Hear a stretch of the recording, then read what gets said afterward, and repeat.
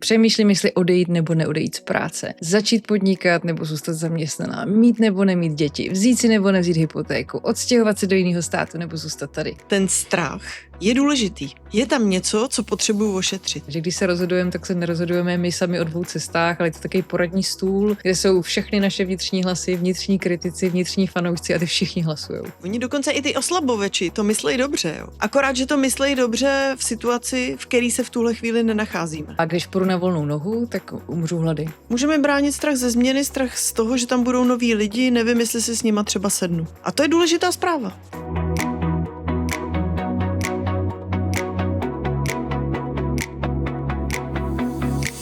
Ahoj a dobrý den, tady Kecky. Čau Báro. Ahoj Michel. Vážení keckaři, normálně vám tam prostě, tak vám budu říkat keckaři, děkujeme za všechnu podporu na Foreign Doors a na Spotify, jsme za ní moc vděční. A i díky tomu dneska uslyšíte další, myslím, že skvělý díl, protože dneska jsme se s Bárou rozhodli, jak už z jména, z nadpisu víte, prozkoumat všechna důležitá životní rozhodnutí. Báro, bude to dneska velká jízda, protože chci poradit, jak se rozhodnout, když přemýšlím, jestli odejít nebo neodejít z práce, začít podnikat nebo zůstat zaměstnaná, mít nebo nemít děti, vzít si nebo nevzít hypotéku, odstěhovat se do jiného státu nebo zůstat tady. Jako těch témat je tolik, mít dvojčata nebo 5 dětí, tolik témat a tolik rozhodnutí, která musíme v životě dělat. A chtěla bych od tebe nějaký návod, jak na to, aby to bylo jednodušší, aby to méně bolelo, abych si byla možná víc jistá, že se rozhoduju správně. Všechno tohle jste potřebuji probrat. Tak jo, budeme hledat spolu návody. No hele, tak přátelé, tenhle díl nebude o tom, jestli si máte rád k večeři jako přílohu brambory nebo rejži. Tenhle díl bude opravdu o těch velkých životních rozhodnutí, u takových těch, u kterých máte skoro pocit, že byste si měli napsat seznam plusů a mínusů. Možná u toho začneme. Váro, co si myslíš o seznamu plusů a mínusů? No, seznam plusů a mínusů na některý rozhodnutí může být moc užitečný a může pomoct. No, ovšem na některý úplně nestačí, že jo. Někdy... Tak co jsou teda mínusy seznamu plusů a mínusů? No, takhle, já myslím, že fakt je dobrý s tím začít. Protože často ty rozhodnutí převalujeme jenom v hlavě. A málo kdy si fakt sedneme a uděláme nějakou systematičtější práci a rozvahu toho, jaký to má jako přínosy a jaký to má rizika nebo nějaký slabý místa. Jo. Takže už to samo o sobě může být fakt super. No ale někdy narazíme na to, že když porovnáváme 2 varianty, tak každá má něco. Něco jako dobrýho má i ta jedna varianta a i ta druhá, že jo. No a pak už prostě někdy seznam plusů a mínusů může být krátkej. Pak nám může možná trochu pomoct, když se začneme na ty mínusy vlastně tak nějak jako zaměřovat, jo, nebo mínusy, prostě tam jsou třeba nějaký rizika nebo slabý místa, jo. A začnu hledat v tom místo, který můžu ovlivnit. Protože některé ty věci, které tam jsou prostě věci, s kterýma nemůžu hejbat, jo, já nevím prostě. Když třeba porovnávám 2 práce, jo, a říkám si, mohla bych jít někam jinam, anebo zůstanu v tom stávajícím zaměstnání. V tom stávajícím zaměstnání mám jako super peníze, je to bezvadný, je tam výborný kolektiv, ale prostě můj šéf je idiot, jo. A teďkon vlastně začnu srovnávat nějakou novou práci, tam úplně přesně nevím, jaký tam bude šéf, že jo, takže vlastně často tam pak přichází takovej hlas, který říká, no jo, ale možná, že je to všude stejný, takže já vlastně, Bůh ví, do čeho bych šla, kdybych změnila tu práci, jo, a nebo třeba kdybych šla na volnou nohu, tak tam zase může být nějaká nejistota, jak si budu schánět zakázky, jo, co se tam prostě, takže vlastně všechno má svý a pak jako, že jo, jak se v tom vyznat, no. No tak čekala jsem, že nám to zjednodušíš a ty nám to komplikuješ. To je taková nezvyklá situace v našem podcastu, ale nevadí.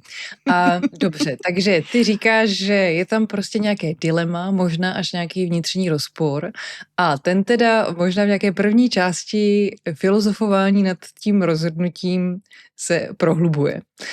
Takže teď už bych ráda, aby jsme přestali kopat hloubš, ale aby jsme se spíše z té prdele teda vykopávali, jo? Takže co v tomhle dělat, když je tam hodně neznámých, všechno má nějaký dobrý stránky, všechno má nějaký blbý stránky, tak co by se teda navrhla tady dělat? Co s tím Aha. dilematem? Mhm. A teďkon bych vlastně, ještě budu možná trochu kopat hlouběji, jo, uvidíme, jo. Ale teďkon vlastně u těch rizik by bylo fajn fakt si to rozdělit na to, co můžu ovlivnit a co ne. A pokud to, co nemůžu ovlivnit, tam prostě zůstává, tak jakou to má váhu. Když si třeba představím, že věci, které z toho seznamu těch slabých míst bych mohla ovlivnit a změnit, podařilo by se mi to, jakou by to dostalo váhu, jo? Jakou vlastně by najednou ty slabý místa měly váhu. Protože možná, že když bych třeba z těch 4 slabých míst odstranila 3, ale holt šéf tam zůstane, tak najednou to nemá takovou váhu pro mě, jo. Třeba dostala bych přidáno, nebo já nevím, jo, jako mohla bych si víc určovat, co budu jako dělat za práci. Jo, prostě řekla bych si tam, co tam vlastně si chci jako kdyby vzít, aby to bylo v mých rukou. Tím trochu i navazujeme na minulej díl, kdy jsme mluvili o bezmoci a o tom, jak to jako fakt není příjemný mít něco jako mimo svůj dosah. Když to jsou věci, které fakt fatálně ovlivňují náš život, že jo? Tak je to prostě fakt nepříjemný. Takže začít si vlastně jako kdyby rozsekávat ty kritické místa nebo ty slabý místa na to, co můžu ovlivnit a co ne. A jakou najednou to má váhu, když by se daly ty věci měnit. Jo, jak to vlastně najednou se změní. Co to znamená, jakou by to mělo váhu? Jako, že ty to oboduješ, nebo to je jako pocitovka, nebo na co tam hrajem? Jasně, úplná pocitovka, jo, jako vlastně já se můžu podívat na to, jak overall jsem prostě spokojená v práci, když budu se držet u tohohle příkladu, jo. Takže si řeknu, no tak teď jsem prostě na stupnici třeba 0 až 10, jo, taková moje oblíbená stupnice, jo, která nám vlastně ukazuje nějaký jako procenta v podstatě, jo. Takže 0 je totální disaster, 10 je jako ideál. Jo, 10, tam je moje spokojenost fakt naplněná. No a teď si řeknu, no já jsem na 3. A teď si řeknu, co vlastně z té 3 dělá ten šéf a co dělá ten zbytek. Když bych změnila to, co můžu ovlivnit, to, co můžu mít v rukou, jak by se moje spokojenost změnila? Někdy můžu být překvapená, že najednou z 3 se stane 8. Jasně, nejsem na 10, protože prostě mi tam ještě přeci jen něco chybí. Ale najednou vlastně jsem si vytvořila prostor, který je pro mě už fakt jako hodně dobrý, jo. A takovýmhle způsobem s tím můžu pracovat. To je jako hodně analytický, hodně systematický. Myslím, že pro ty z nás, který mají primárně tohle nastavení, to může být hodně užitečný. Je to jako o tom si sednout a takhle si to všechno nějak obodovat, ohodnotit a tak. Trošku ale doufám zároveň, že máš v rukávu i nějaký návod pro ty z nás, kteří nejsou takhle hodně analytický, nebo nějakou sérii otázeček, nebo jako něco takového. Kýveš, že jo, nebo kýveš, že to Kývu, je že roztomilé, chápu, že co by to bylo říkáš, fajn. víš, jo? Kývu, že chápu, že by to bylo fajn, kdybychom měli nějaký jednoduchý návod. Hele, je jako... trošku uskočím ještě, jo? To je taková moje oblíbená disciplína tady, viď? Víme, takže, pokračuj. Ano. Takže já trošku uskočím k tomu, že některé rozhodnutí jsou pro nás prostě těžký. A my můžeme vlastně zkoumat, proč jsou pro nás těžký. Vlastně můžu zkoumat jako kdyby tu tíhu, jo.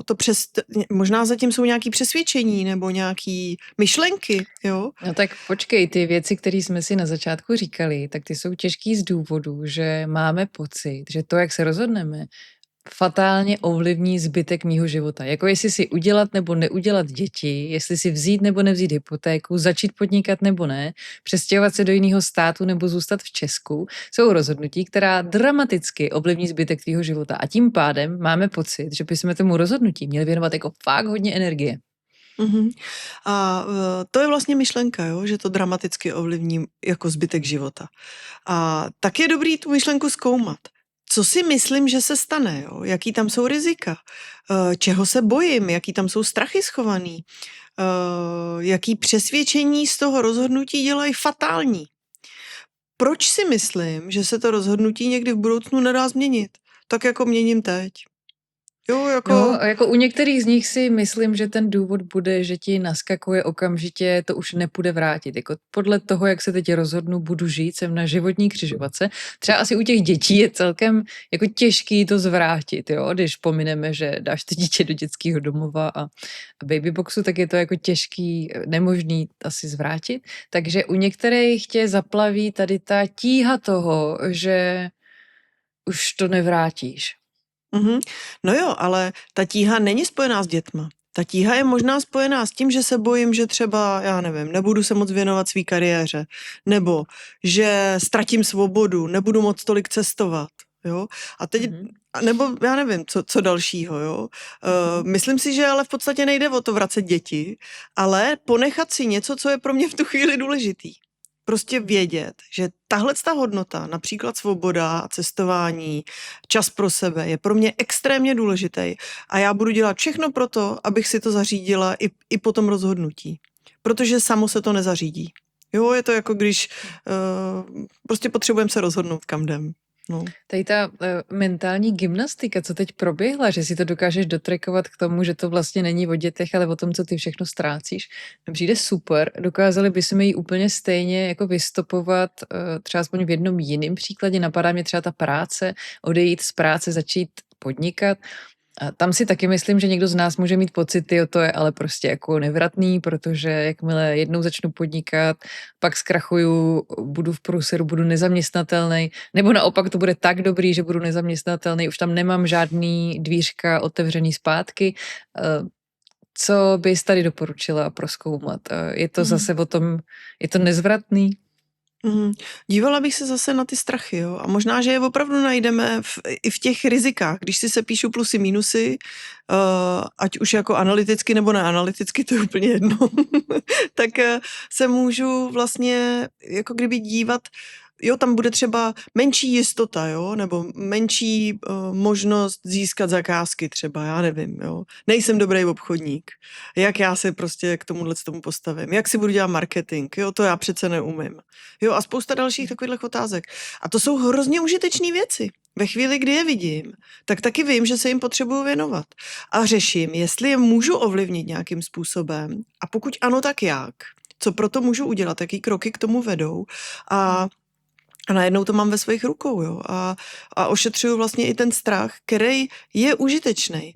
Ten strach, vlastně to, že mě nějaká část mě nepouští, jako kdyby svobodně do toho rozhodnutí, že to tam nejde hladce, je důležitý. Je tam něco, co potřebuju ošetřit. Mně přijde, jak vyjmenováváme ty strachy, které z těch konkrétních rozhodnutí vyplývají, že jsou to takový nadpisy. Ale když půjdu na volnou nohu, tak můj strach bude, no tak umřu hlady. Já prostě neseženu nový zakázky.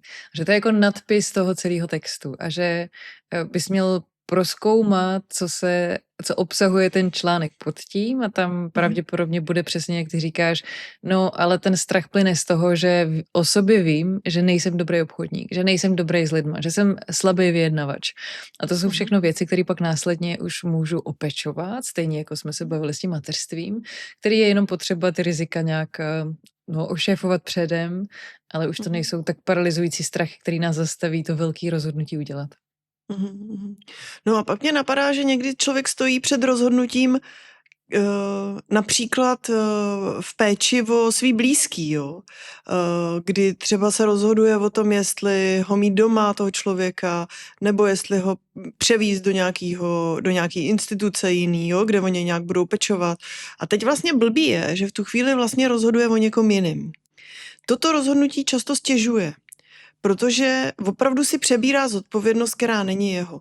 A třeba tady u takovýhleho typu rozhodnutí moc doporučuju to s těma lidma, pokud to jenom trochu jde, vlastně probírat úplně otevřeně. Protože často to je tak, že máme pocit, že to rozhodnutí musíme udělat za toho člověka a nějak se zapomenem zeptat, jak by to vlastně chtěl on, jo. A my jsme zatížený, on vlastně pustil svoji odpovědnost, jo, je to takový, protože má pocit, že je v bezmoci, jo, člověk lehce, když leží na lůžku a nemůže se hejbat, tak začne mít pocit bezmoci, to je jako hned. Takže pokud to jenom trochu jde, s tím člověkem o tom mluvit, tak moc doporučuji vlastně to s ním sdílet. A to vlastně platí i pro jiný typy těžkých rozhodnutí. Vlastně zkusit si přibrat nějaký parťáky, s kterýma to můžu sdílet, s kterýma o tom můžu mluvit.